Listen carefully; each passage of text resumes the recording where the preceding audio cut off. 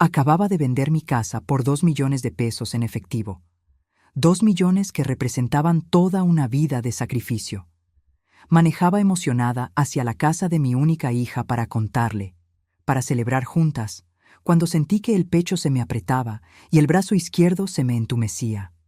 Apenas pude detener el carro antes de que todo se volviera borroso.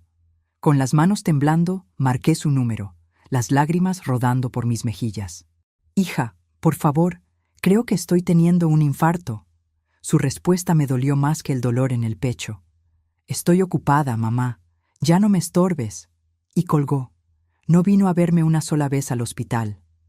3 semanas después, apareció con su nuevo novio. Cuando lo vi, se me cayó el alma.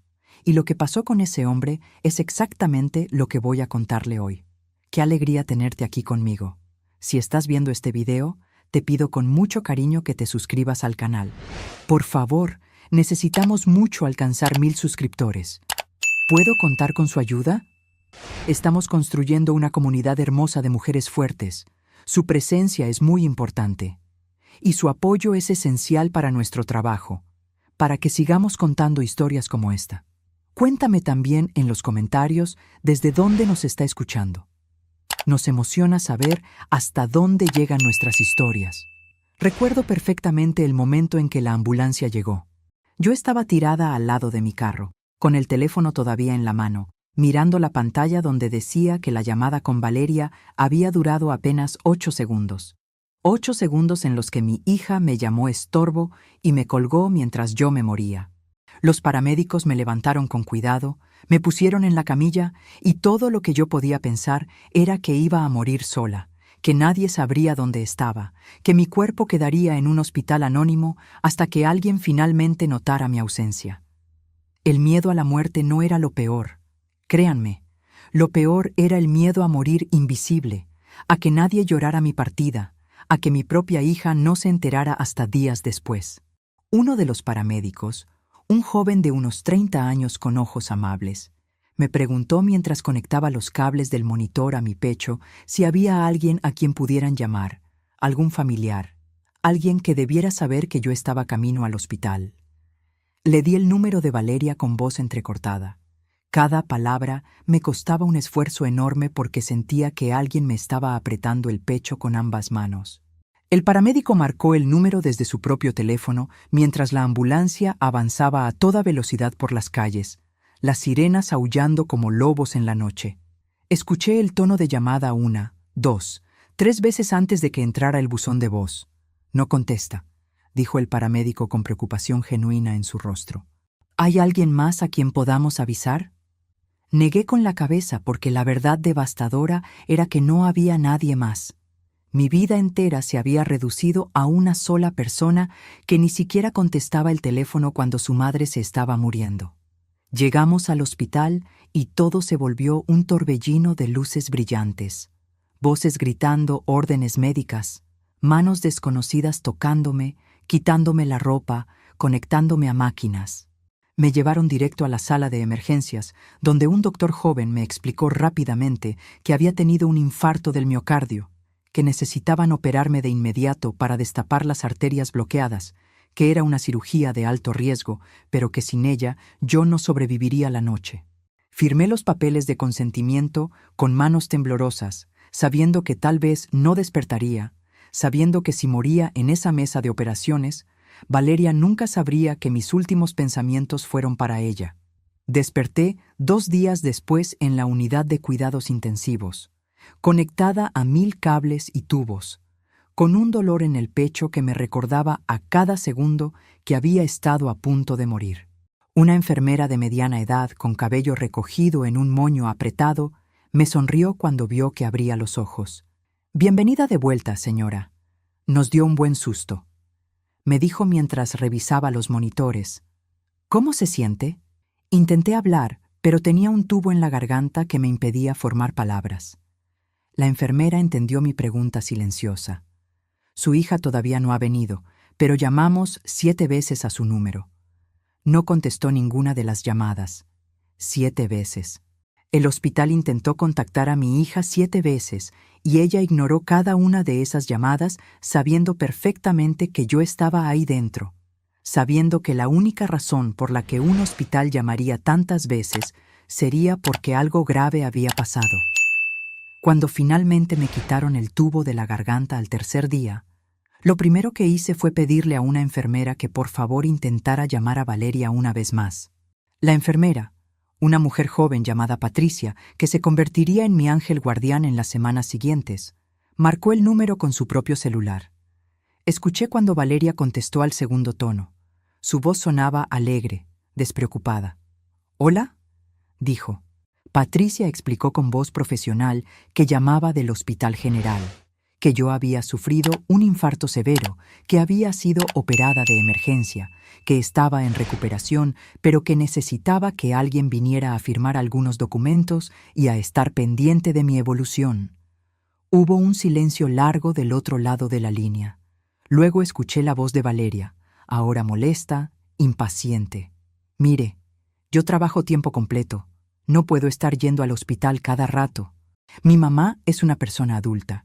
Ella puede manejar sus propios asuntos. Si necesita que firme algo, mándenlo por correo». Y colgó. Patricia me miró con una mezcla de lástima y enojo que nunca olvidaré. «Lo siento mucho», me dijo suavemente mientras me tomaba la mano. «Algunas personas no saben lo que tienen hasta que lo pierden». Los días se convirtieron en semanas y yo seguía ahí, en ese cuarto de hospital que olía a desinfectante y a soledad. Cada mañana me despertaba con la esperanza tonta de que tal vez hoy sería el día en que Valeria aparecería por esa puerta, que tal vez hoy se daría cuenta de que su madre casi murió y vendría corriendo a pedirme perdón. Pero los días pasaban y la puerta permanecía cerrada para mí mientras veía cómo se abría constantemente para otras pacientes. La señora de la cama de al lado recibía visitas todos los días. Sus hijos llegaban con flores, con globos, con comida casera que olía delicioso. Sus nietos pequeños le dibujaban tarjetas con crayones de colores que ella pegaba en la pared junto a su cama. Otra paciente más joven tenía tantos visitantes que las enfermeras tenían que pedirles que se turnaran para no saturar la habitación. Y yo estaba ahí, sola, invisible, mirando el techo y preguntándome en qué momento me convertí en un estorbo para la persona que yo había traído al mundo. Las enfermeras me preguntaban con creciente preocupación cada día: «¿No viene hoy su familia, señora Mercedes?». Y yo inventaba excusas cada vez más elaboradas para proteger la imagen de mi hija frente a extraños que de todas formas podían ver la verdad en mis ojos vacíos. «Está muy ocupada con el trabajo. Tiene un puesto muy importante en una empresa grande», decía tratando de sonar orgullosa cuando en realidad me estaba muriendo de vergüenza. «Tiene muchas responsabilidades, reuniones importantes, proyectos con fechas límite muy apretadas». Patricia, que había tomado turnos extra solo para cuidarme, eventualmente dejó de preguntar. Solo se sentaba a mi lado en sus descansos y me hacía compañía en silencio, entendiendo que a veces la presencia callada vale más que 1000 palabras vacías. Yo tenía escondido bajo mi cama del hospital el maletín con los 2 millones de pesos en efectivo. No había querido dejarlo en mi casa, ahora vacía, donde cualquiera podría entrar y robarlo. Cada noche, cuando las luces del hospital se apagaban y el silencio se volvía ensordecedor, yo metía la mano debajo de la cama solo para tocar el maletín y asegurarme de que seguía ahí. 2 millones de pesos que representaban toda una vida de trabajo, de sacrificio, de levantarme a las 5 de la mañana y acostarme a medianoche. 2 millones que había planeado usar para asegurar mi futuro y para ayudar a Valeria si algún día me necesitaba. Qué irónica es la vida, pensaba en esas noches insomnes. Yo tenía más dinero del que jamás había tenido en mi vida, pero no tenía a nadie con quien compartir la alegría de haberlo conseguido.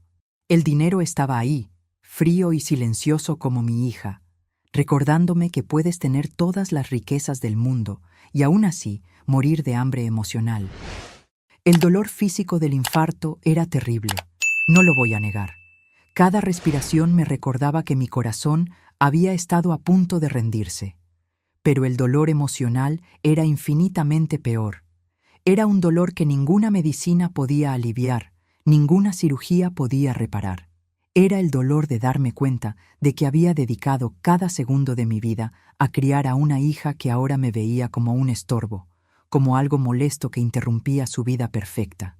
Me preguntaba constantemente, obsesivamente, en qué había fallado como madre. Repasaba cada decisión que había tomado, cada sacrificio que había hecho, buscando el momento exacto en que todo se torció, el momento en que perdí a mi hija sin darme cuenta. ¿Fue cuando trabajé doble turno en lugar de ir a su festival escolar? ¿Fue cuando le dije que no podíamos pagar ese viaje de graduación porque el dinero no alcanzaba?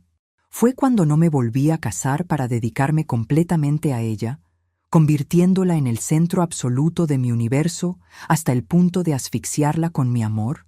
Las noches eran las peores porque en la oscuridad del hospital, sin nada que me distrajera, mi mente se convertía en mi peor enemiga.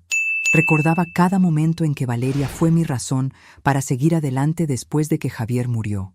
Recordaba cómo trabajaba hasta quedarme sin fuerzas, solo para que ella pudiera tener los zapatos de marca que todas sus amigas tenían, para que pudiera ir a la universidad privada en lugar de la pública, para que nunca sintiera que era menos que los demás. Y ahora estaba aquí, en este hospital frío, sintiéndome exactamente como lo que mi hija dijo que era, un estorbo. ¿Por qué Valeria me abandonó así? ¿Qué le había hecho yo para merecer este trato? ¿Y quién sería ese novio que traería cuando finalmente apareciera? Me llamo Mercedes y tengo 64 años que pesan como 100 en mi alma cansada. Soy viuda desde hace 15 años, desde aquel día terrible en que la policía tocó mi puerta a las 3 de la madrugada para decirme que Javier había tenido un accidente fatal mientras manejaba su taxi en el turno de noche. Valeria tenía apenas 10 años cuando perdió a su padre, y yo me quedé sola con una niña que criar, sin ahorros, sin propiedades, sin nada más que la casa pequeña que había heredado de mis padres años atrás. Javier y yo nunca tuvimos mucho dinero. Siempre vivimos al día, pero éramos felices con lo poco que teníamos. Cuando él murió, descubrí que teníamos deudas que yo ni siquiera sabía que existían. Préstamos que él había sacado y que ahora eran mi responsabilidad. Tuve que trabajar como empleada doméstica durante el día, limpiando casas de gente rica que me trataba como si fuera invisible, y por las noches me quedaba despierta hasta las 2 o 3 de la madrugada haciendo costuras a mano para ganar un poco más de dinero. Cada peso que ganaba iba directamente a Valeria, su educación, su ropa, su comida, sus actividades escolares. Yo usaba la misma ropa durante años, comía las sobras de lo que cocinaba para ella. Nunca me compré nada que no fuera absolutamente necesario. La casa familiar que heredé de mis padres era lo único de valor que tenía en este mundo. Era una casa vieja, en un barrio que con los años se volvió muy cotizado, y cuando los desarrolladores empezaron a comprar las propiedades de la zona para construir edificios modernos, me ofrecieron 2 millones de pesos por ella. Al principio dije que no, porque esa casa contenía todos los recuerdos de mi infancia, de mis padres, de los primeros años con Javier. Pero la casa se estaba cayendo a pedazos. Yo ya no podía mantenerla. Las reparaciones costaban más de lo que yo ganaba. Y pensé que tal vez era momento de vender, de usar ese dinero para asegurar mi futuro y para ayudar a Valeria si algún día me necesitaba. Valeria siempre fue mi razón de vivir, mi único propósito en este mundo. Sacrifiqué absolutamente todo por ella. No volví a casarme aunque tuve oportunidades, porque ningún hombre iba a ser más importante que mi hija. No tuve vida social porque cada momento libre lo dedicaba a trabajar para darle más. Cada sueño que tuve lo guardé en un cajón para que los sueños de ella pudieran hacerse realidad. En los últimos 2 años, Valeria se distanció muchísimo de mí. Las llamadas telefónicas que antes eran diarias se volvieron semanales, luego quincenales, luego casi inexistentes. Siempre tenía excusas sobre lo ocupada que estaba con su trabajo en una empresa importante, sobre lo cansada que estaba, sobre lo estresada que se sentía. Yo trataba de entender, de darle su espacio, diciéndome a mí misma que era normal que una mujer joven de 30 años quisiera su independencia, que era señal de que la había criado bien, lo suficientemente fuerte para no necesitarme. Pero en el fondo, Me dolía profundamente cada llamada ignorada, cada mensaje sin respuesta, cada plan cancelado. El día que firmé la venta de la casa y recibí los 2 millones en efectivo, salí del banco con el corazón lleno de esperanza y emoción. Pensé que finalmente Valeria y yo podríamos pasar tiempo juntas, que tal vez podríamos mudarnos juntas a un lugar más pequeño, que con ese dinero yo podría ayudarla si necesitaba algo, que este nuevo capítulo nos acercaría después de tanta distancia. Manejé hacia su casa con una sonrisa en el rostro, imaginando su cara de sorpresa cuando le contara sobre la venta, imaginando cómo la abrazaría y finalmente sentiría que mi hija me quería otra vez. Pero el infarto llegó antes de que pudiera llegar a su puerta.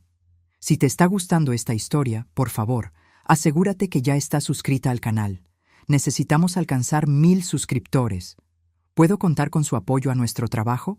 3 semanas y 2 días después del infarto, estaba sentada en mi cama del hospital mirando por la ventana cuando escuché que la puerta se abría. Mi corazón dio un salto porque pensé que tal vez era Patricia trayéndome el almuerzo, pero cuando volteé la cabeza, sentí que todo el aire se me escapaba de los pulmones. Era Valeria. Después de 23 días de abandono total, mi hija finalmente había aparecido. Estaba parada en la puerta con su ropa cara de oficina, su maquillaje perfecto, su cabello arreglado en un moño elegante, y lucía exactamente como alguien que no había pasado ni un solo segundo preocupándose por su madre moribunda. Pero no venía sola. Junto a ella, tomado de su mano con una familiaridad que me revolvió el estómago, estaba un hombre de unos 35 años, alto, de complexión atlética, con el cabello negro peinado hacia atrás y una sonrisa que me hizo sentir un escalofrío recorriéndome la columna vertebral. Cuando mis ojos se enfocaron en su rostro, sentí que el mundo entero se detenía. No podía ser, era imposible, pero ahí estaba, frente a mí, como si hubiera vuelto de entre los muertos. Era idéntico a Javier, mi difunto esposo, pero más joven, con la misma mandíbula cuadrada, los mismos ojos oscuros, la misma forma de pararse con el peso en una sola pierna. Por un segundo terrible pensé que estaba alucinando, que los medicamentos me estaban haciendo ver cosas, que mi cerebro dañado por el infarto me estaba jugando una broma cruel. Pero no era una alucinación. No era que se pareciera a Javier, era que era la misma persona, solo que 30 años más joven. Y entonces, como un rayo de horror atravesándome, lo reconocí. No era Javier resucitado, era Rodrigo, el hermano menor de Javier, el hombre que destruyó nuestra familia, el hombre que causó la muerte de mi esposo. Las piernas me empezaron a temblar y sentí que todo a mi alrededor comenzaba a dar vueltas. Rodrigo estaba ahí, en la habitación de mi hospital, tomado de la mano de mi hija, sonriéndome con una sonrisa que no alcanzaba sus ojos. Una sonrisa llena de un cinismo que solo yo podía reconocer porque lo había visto antes, hace 15 años, cuando le pedí que saliera de mi vida para siempre. Los recuerdos me golpearon como olas violentas. Recordé cómo Rodrigo había llegado a nuestra casa hace 15 años, desesperado, llorando, diciéndole a Javier que tenía deudas de juego enormes, que unos hombres peligrosos lo estaban amenazando, que si no pagaba, lo iban a matar. Javier, siendo el hermano mayor bondadoso que siempre fue, sacó un préstamo del banco por una cantidad que nosotros no podíamos pagar para salvar a su hermano menor. Le dio todo el dinero a Rodrigo, quien prometió con lágrimas en los ojos que lo devolvería, que cambiaría su vida, que nunca olvidaría este favor. Pero Rodrigo nunca pagó ni un solo peso. Desapareció durante meses, no contestaba llamadas, no respondía mensajes. Mientras tanto, el banco empezó a cobrar el préstamo y nosotros no teníamos cómo pagarlo.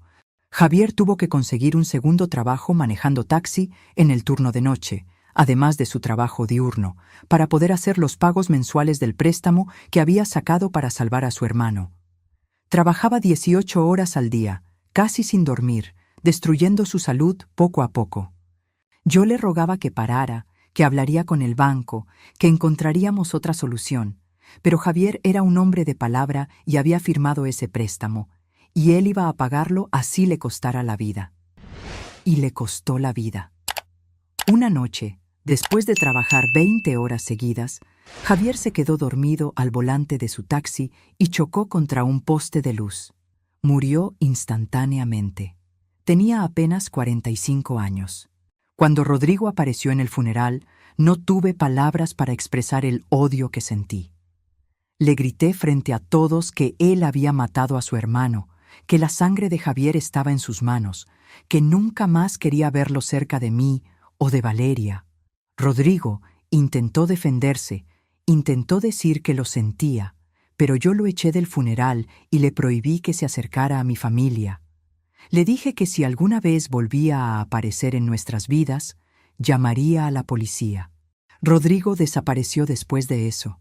No volvimos a saber de él durante 15 años, hasta ahora, hasta este momento en que estaba parado frente a mí, tomado de la mano de mi hija, sonriendo como si fuera un extraño cualquiera y no el hombre que destruyó nuestra familia. Valeria no lo reconocía, obviamente. Ella tenía 10 años cuando su tío desapareció, era apenas una niña. Probablemente ni siquiera recordaba cómo lucía. Para ella, este era solo Rodrigo, su nuevo novio, el hombre del que aparentemente estaba enamorada. Pero para mí era el fantasma de mi peor pesadilla volviendo a la vida. «Mamá», dijo Valeria con una voz que intentaba sonar alegre, pero que salía forzada y falsa. «Finalmente vine a verte. Te presento a Rodrigo, el amor de mi vida, el amor de su vida». Las palabras me atravesaron como cuchillos. Rodrigo soltó la mano de Valeria y caminó hacia mi cama con esa sonrisa ensayada. «Mucho gusto, señora Mercedes. Valeria me ha contado tanto sobre usted», dijo extendiendo su mano hacia mí. Yo no la tomé. Me quedé mirándolo fijamente, buscando en sus ojos algún rastro de reconocimiento, alguna señal de que él sabía perfectamente quién era yo, que esto no era una coincidencia, sino algo planeado. Y lo vi. En sus ojos vi un destello de algo oscuro, algo calculador, algo que me confirmó que él sabía exactamente lo que estaba haciendo. «Rodrigo», dije con voz temblorosa, «¿no vas a saludar a tu excuñada apropiadamente?» Valeria me miró confundida. «¿Qué estás diciendo, mamá? ¿Excuñada?» Rodrigo mantuvo la sonrisa, pero vi cómo sus ojos se endurecían. «Creo que hay una confusión, señora Mercedes. Nunca nos habíamos visto antes. Eres el hermano de Javier», dije con voz más fuerte ahora, sintiendo cómo la rabia me daba fuerzas que no sabía que tenía. «Eres el hombre que le pidió dinero a mi esposo, que nunca pagó, que causó que Javier trabajara hasta morir. Eres el hombre que destruyó esta familia». Valeria se puso pálida. «No puede ser. Rodrigo, dile que no es cierto. Dile que mi mamá está confundida por los medicamentos». Pero Rodrigo no negó nada. Solo me miró con esos ojos fríos y dijo con una calma perturbadora: «Sí, soy el hermano de Javier, pero la historia que tu madre cuenta está muy distorsionada por el dolor y el resentimiento. ¿Cómo explicaría Rodrigo su aparición? ¿Qué mentiras le habría contado ya a Valeria? ¿Y por qué había regresado después de tantos años?» Valeria se dejó caer en la silla junto a mi cama con expresión de shock total. «No entiendo nada. ¿Por qué nunca me dijiste que papá tenía un hermano? ¿Por qué nunca conocí a mi tío?» Su voz sonaba acusadora, como si yo fuera la culpable de algo. Rodrigo aprovechó ese momento perfecto para acercarse a ella y ponerle una mano en el hombro con falsa compasión. «Amor, déjame explicarte. Es complicado, pero necesitas saber la verdad». Se volteó hacia mí con una expresión de tristeza ensayada que me dio náuseas. «Mercedes, sé que me odias y lo entiendo. Cometí errores terribles cuando era joven, pero culparme por la muerte de Javier es injusto. Él decidió ayudarme porque me amaba como hermano. Yo no lo obligué a nada. Nunca pagaste el dinero», le dije con voz temblorosa de rabia. «Desapareciste y dejaste que Javier se matara trabajando para pagar tu deuda». Rodrigo suspiró como si estuviera lidiando con una persona irracional. Tenía 25 años y problemas serios, Mercedes.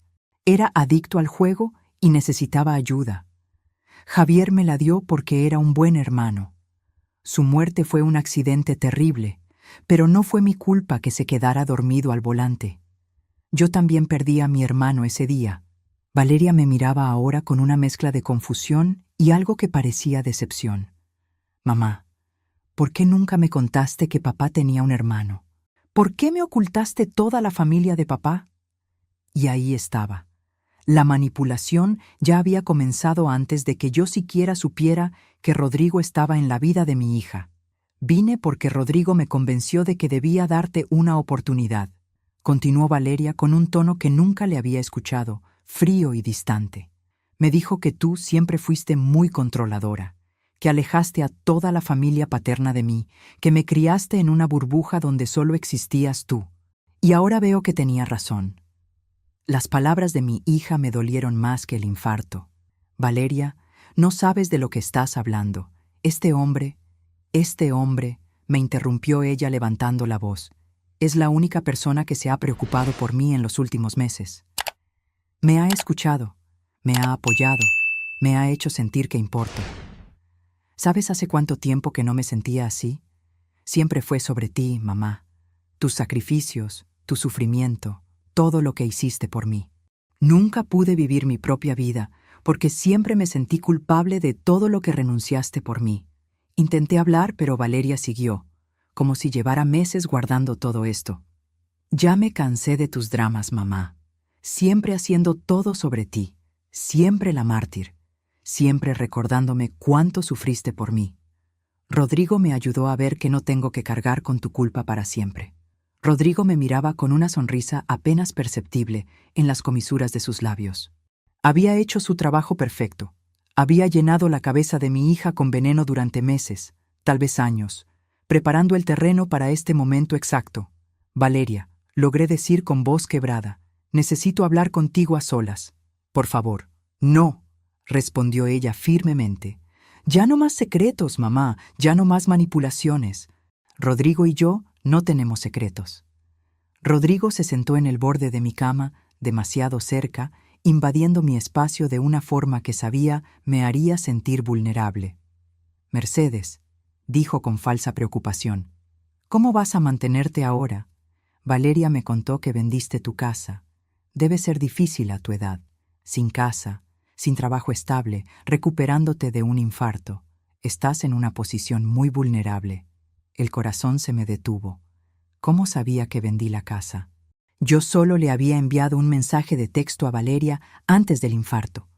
Un mensaje que decía que había vendido la casa y que quería contarle todo en persona.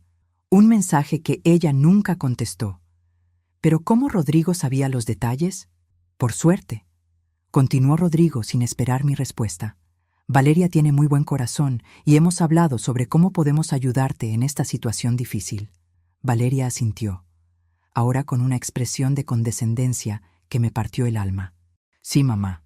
A pesar de todo, sigo siendo tu hija y no te voy a dejar desamparada. Rodrigo y yo nos vamos a casar pronto y estamos buscando una casa más grande. Podrías quedarte con nosotros si lo necesitas. La propuesta sonaba generosa en la superficie, pero yo podía ver la trampa oculta en cada palabra. Rodrigo sabía del dinero. De alguna forma, él sabía que yo tenía 2 millones de pesos en efectivo escondidos bajo mi cama del hospital. Valeria debió contarle, tal vez sin pensar en las consecuencias.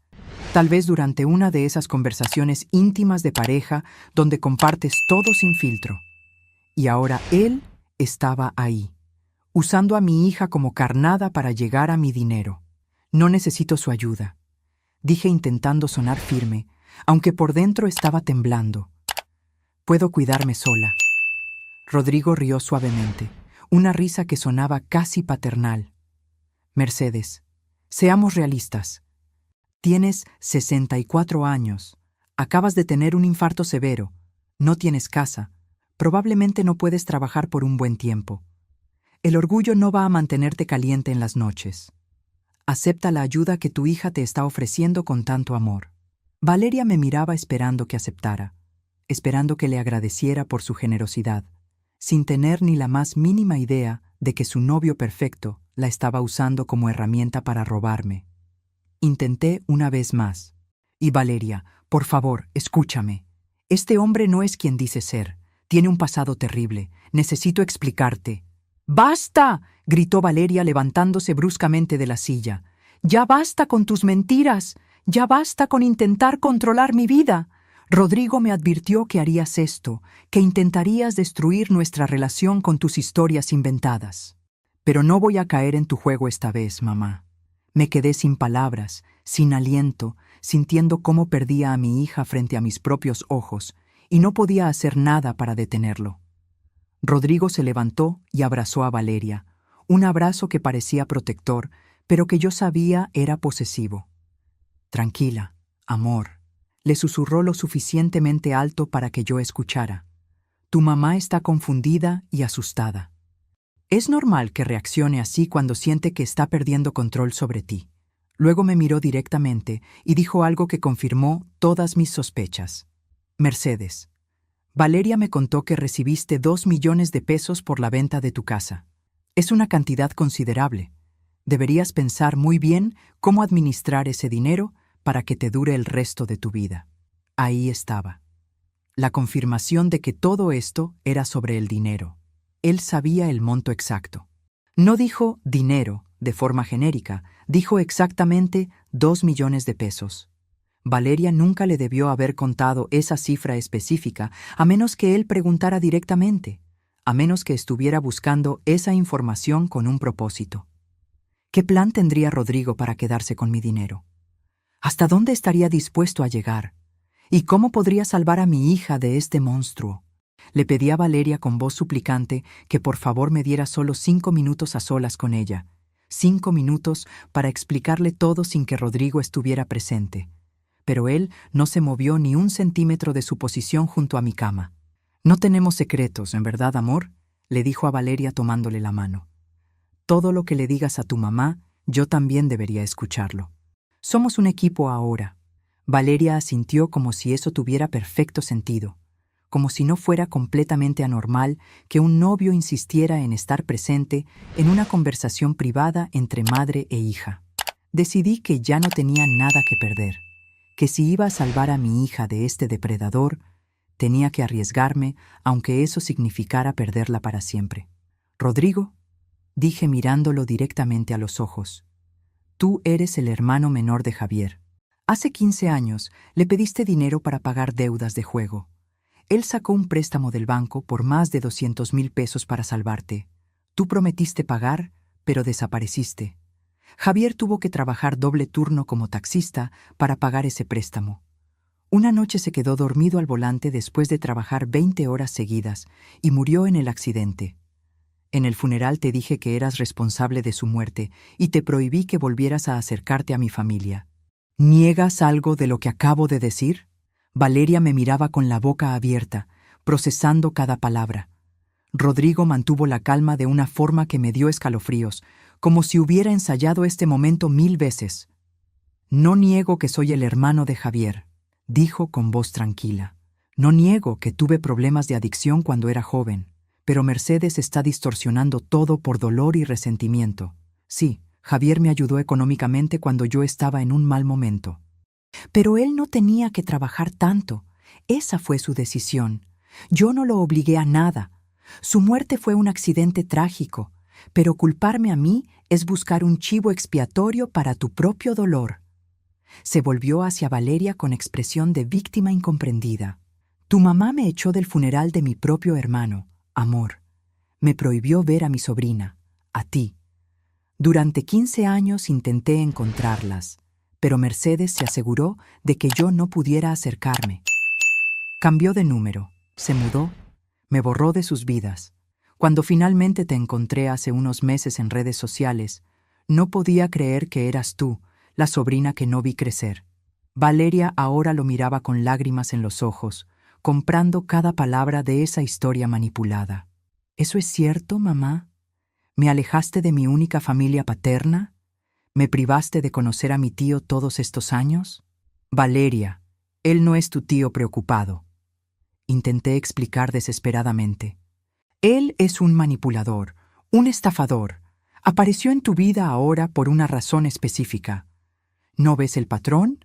Te encontró justo después de que vendí la casa, justo cuando tengo dinero. Todo es sobre el dinero para ti, me interrumpió Valeria con rabia. Siempre has sido así, siempre contando cada peso, siempre recordándome cuánto gastabas en mí, siempre haciéndome sentir culpable por existir. Rodrigo me ama por quien soy, no por lo que tengo. Rodrigo sonrió levemente y jugó su carta siguiente. De hecho, dijo con tono casual, he estado investigando opciones para ti. Mercedes, encontré un asilo muy bonito aquí cerca, con atención médica las 24 horas, enfermeras capacitadas, habitaciones cómodas. Sería perfecto para alguien en tu condición. Un asilo. Ahí estaba su plan.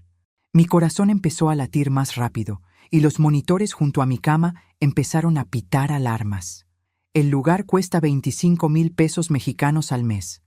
Continuó Rodrigo ignorando mi evidente angustia. Parece caro, pero con los 2 millones que tienes del dinero de la casa, podrías pagar casi 7 años completos por adelantado. Imagínate, Mercedes, 7 años de cuidados garantizados sin que tengas que preocuparte por nada.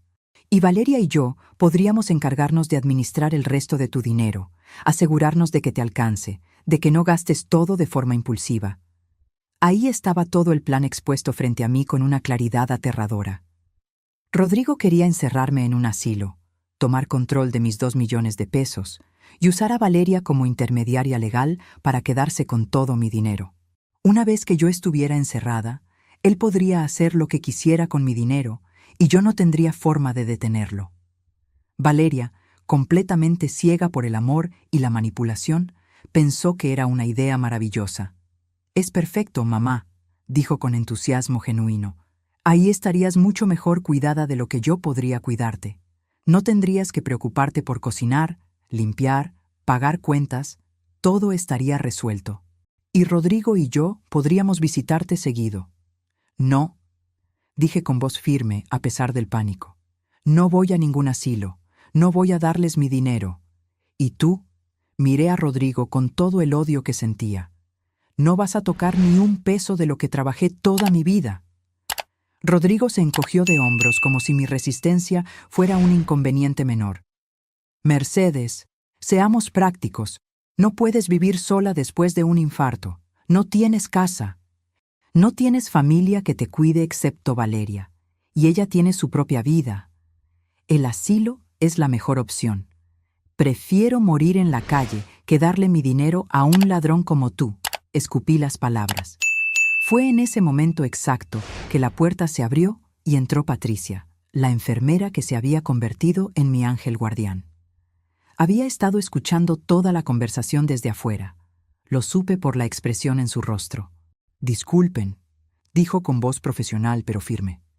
«Necesito hacer algunos estudios urgentes a la señora Mercedes. Van a tener que salir, por favor». Rodrigo intentó protestar. «¿Podemos esperar aquí mientras...?» «No», dijo Patricia con tono que no admitía discusión. «Es un procedimiento que requiere privacidad completa. Pueden esperar en la sala de espera o volver mañana. En este próximo video Valeria que está apareciendo en la pantalla, porque la próxima traición supera todo lo que has visto hasta ahora. Piensa y no te en lo que hablamos suscribirte en el canal, para que no te pierdas ni una sola Salieron historia. Y apenas la puerta se cerró detrás de ellos, Patricia corrió hacia mí y tomó mis manos. «Señora Mercedes, reconocí a ese hombre. Se llama Rodrigo Vega y tiene un historial terrible». ¿Qué sabía Patricia sobre Rodrigo? ¿Cómo podría esto salvarme? ¿Y podría rescatar a Valeria antes de que fuera demasiado tarde? Patricia se sentó en la silla junto a mi cama y sacó su teléfono celular con manos que temblaban ligeramente por la adrenalina. «Señora Mercedes, ese hombre intentó hacer exactamente lo mismo con mi madre hace 3 años. Mi mamá trabaja en servicios sociales del gobierno y vio docenas de casos como este. Rodrigo Vega es un depredador que se especializa en seducir a mujeres vulnerables para llegar al dinero de sus familias, especialmente de sus madres mayores». Me mostró una foto en su teléfono de un artículo de periódico viejo sobre estafas a personas de la tercera edad.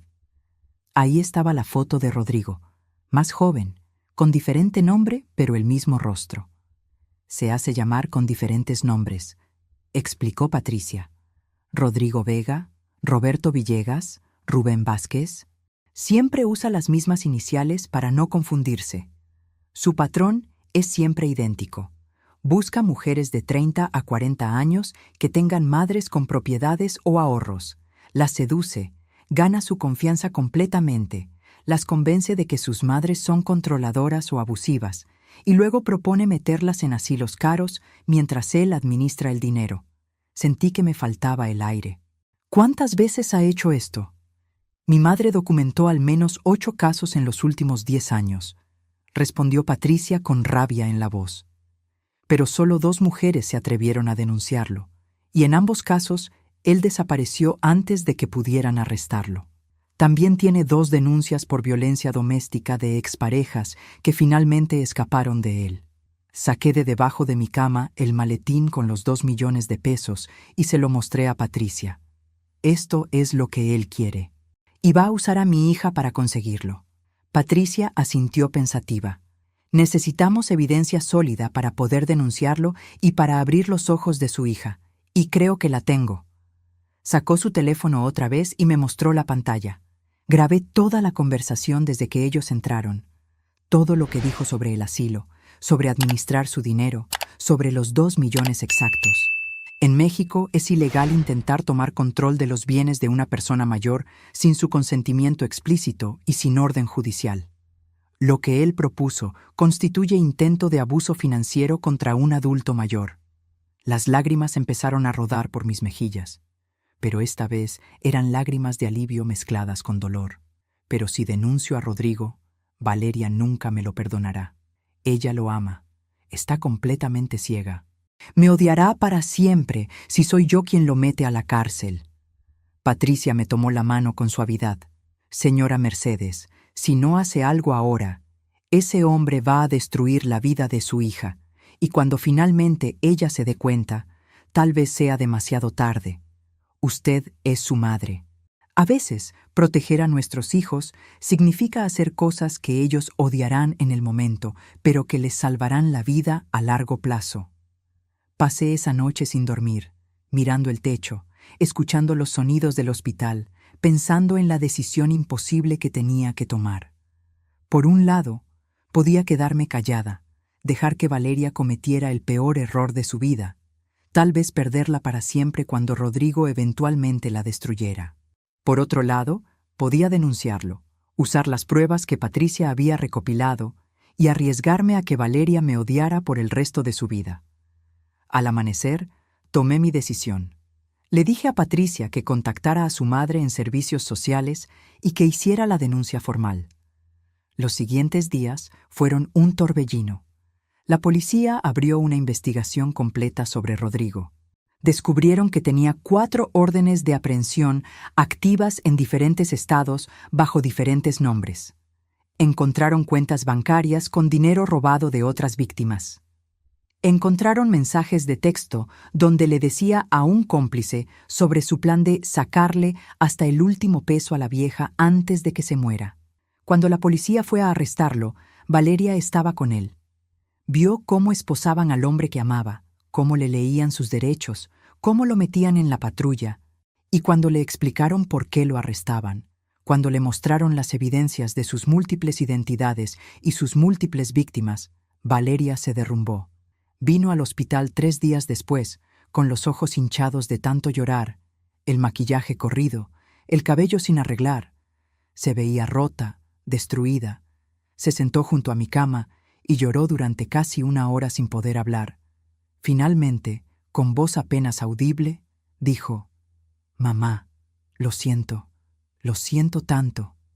Tenías razón sobre todo, sobre Rodrigo, sobre todo. Yo quería abrazarla, quería decirle que todo estaba bien, que la perdonaba, que olvidáramos todo y siguiéramos adelante. Pero no podía, porque no todo estaba bien, porque no estaba lista para perdonar tan fácilmente. Me llamaste estorbo el peor día de mi vida. Le dije con voz tranquila pero firme. Me dejaste morir sola en un hospital durante 3 semanas. No contestaste ninguna de las 7 llamadas que este hospital hizo para avisarte que tu madre había tenido un infarto. Elegiste a un extraño sobre mí sin siquiera darme el beneficio de la duda. Eso no se borra con un simple «lo siento». Valeria lloraba más fuerte ahora. Lo sé, mamá, lo sé. No tengo excusa. Fui la peor hija del mundo. Pero por favor, dame la oportunidad de compensarte. Por favor.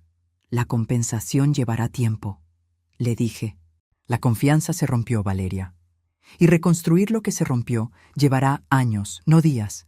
No sé si algún día podré perdonarte completamente por haberme abandonado cuando más te necesitaba. Pero estoy dispuesta a intentarlo si tú realmente estás dispuesta a hacer el trabajo. Valeria asintió desesperadamente. Haré lo que sea, mamá, lo que sea. Salí del hospital 2 semanas después. Valeria pagó por una enfermera de medio tiempo para que me ayudara en mi recuperación. Compré un departamento pequeño con parte del dinero de la venta de la casa. El resto lo invertí en fondos que me dan rendimientos mensuales suficientes para vivir con dignidad. Valeria viene a visitarme 2 veces por semana. Al principio las visitas eran tensas, forzadas, llenas de silencios incómodos. Pero poco a poco, semana tras semana, mes tras mes, empezamos a reconstruir algo. No es lo que teníamos antes, tal vez nunca volverá a serlo, pero es algo nuevo, algo más honesto, algo basado en respeto mutuo y no solo en obligación. Rodrigo fue sentenciado a 8 años de prisión por múltiples cargos de fraude y abuso financiero. 5 de sus otras víctimas finalmente se atrevieron a testificar cuando vieron que alguien lo había detenido. Pienso en todo esto ahora, 1 año después, y me doy cuenta de algo importante. Mi valor como persona nunca dependió de si mi hija me quería o me abandonaba. Yo soy Mercedes, una mujer que sobrevivió la muerte de su esposo, que crió a su hija sola en circunstancias imposibles, que sobrevivió un infarto y una traición devastadora. Seguí de pie cuando todo el mundo me daba la espalda, incluida mi propia hija, y seguiré de pie, con o sin ella, porque eso es lo que hacemos las mujeres como yo. Seguimos adelante con la cabeza en alto, aunque todo el mundo nos dé la espalda. El dinero que vendría a quitarme era el mismo dinero que gané sacrificando cada momento de alegría por darle todo a ella. Perdonarla llevará tiempo. Reconstruir lo que se rompió llevará años. Tal vez nunca volvamos a ser lo que éramos. Pero aprendí algo crucial en ese hospital. Soy más fuerte de lo que creía, más valiosa de lo que me habían hecho sentir. Y merezco respeto y amor incondicional, no migajas de atención cuando a alguien le conviene. A todas las mujeres que me escuchan y que han sido llamadas estorbos por sus propios hijos, que han sido abandonadas en hospitales, que han sacrificado todo y recibido desprecio a cambio, les digo esto: su valor no disminuye por la incapacidad de otros de verlo. Ustedes son guerreras, sobrevivientes, pilares inquebrantables, y merecen ser tratadas como las reinas que son, no como cargas que hay que soportar. Si te gustó esta historia, haz clic en este próximo video que está apareciendo en la pantalla, porque la próxima traición supera todo lo que has visto hasta ahora. Y no te olvides suscribirte en el canal, para que no te pierdas ni una sola historia.